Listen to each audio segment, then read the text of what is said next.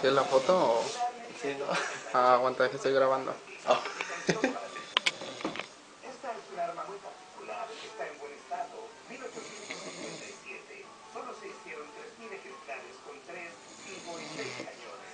Algunas tienes que rotarlas manualmente para presionar el gatillo, pero esta lo hace por sí misma. No le acierta a nada que esté a más de 3 metros de distancia. El típico revólver usado en las mesas.